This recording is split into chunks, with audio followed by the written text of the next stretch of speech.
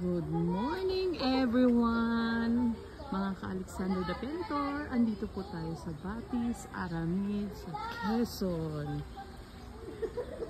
Ito po yung lugar ng Batis, Aramid. Part po siya ng parking area. As you can see. Ito po ay isang resort and hotel. Pwede nyo pong gawin lahat ng pwede dito. Ang pinakamura pong cottage is 300 pesos. Yun po tinatawag nilang umbrella. Ito po yun. Yan. Yung cottage naman po na ganyang cottage 6 po is 500.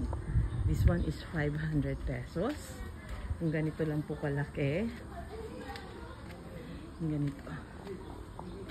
Ito po. That's 500. Small one. And this kind of cottage naman po is 2,000 pesos. Malaki po siya. Ito po.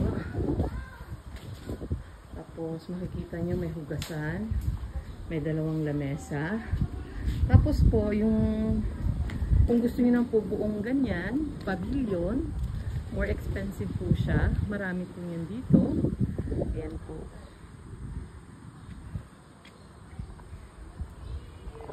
Welcome to Batis, Aramid, and Quezon.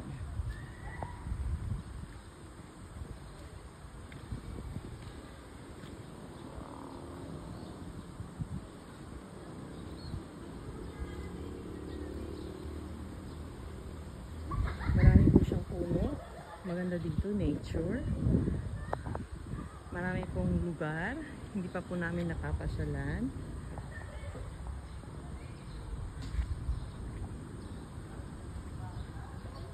Tignan nyo na lang po kung gaano. Pwede po kayong pumunta dito. Ang alam kong per head is 250 pesos po ang per head. Yung driver is libre po siya sa entrance. Tapos ang pinakamura po yung umbrella. Umbrella type. Ito po yung umbrella type which is 300 pesos po. Tapos marami pong swimming pool.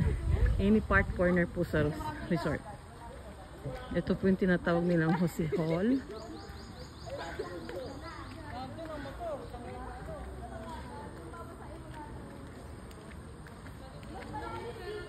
Pasyal po tayo.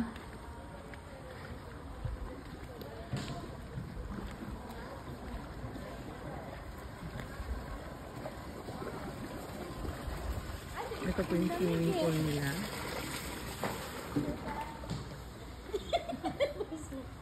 Ito po yung shower room. Nasa baba po.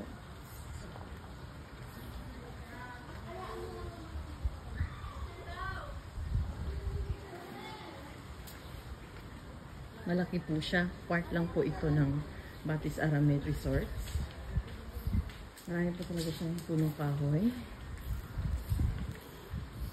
Ito naman po ang other part ng swimming pool na pwede nyo rin pong paliguan. Ito po. Malalim po ito.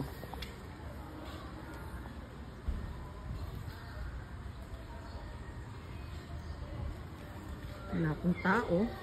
Kami pa lang po ang nandito. Kasi dumating kami ng maaga, around 7 o'clock this morning.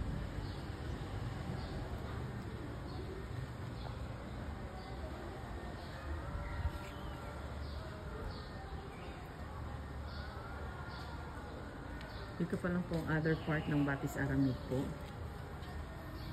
Malapit po sa cottage namin. Pasyal po tayo sa ibang part. Puno po siya ng mga kahoy, tanim.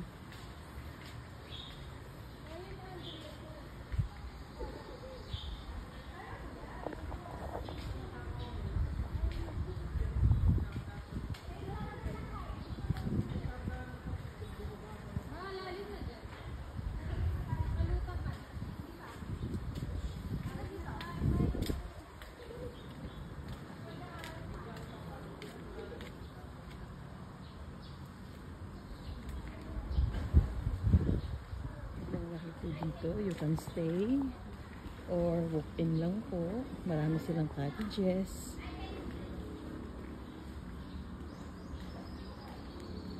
Lakad po tayo.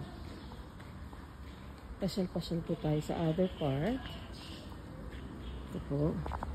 Dami rin pong CR. Malinis po yung CR. Malaki ang parking area.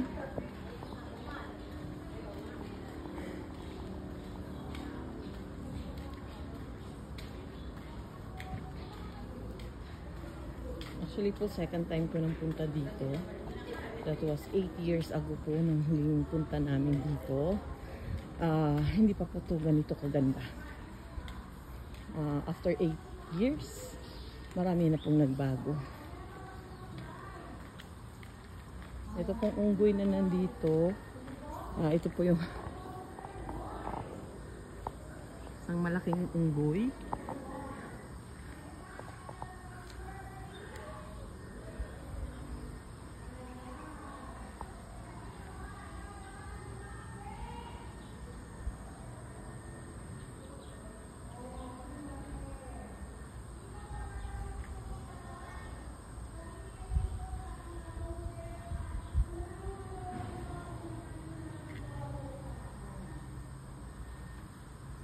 Ganito po siya kaganda.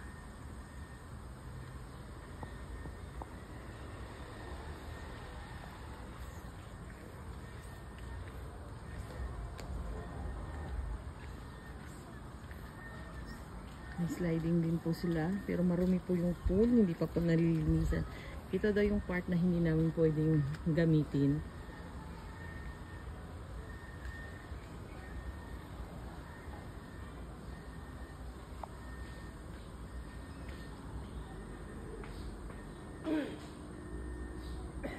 Hanggang dito muna po ang part 1 natin. Ka Alexander Dapentor po na vlog. God bless us all po.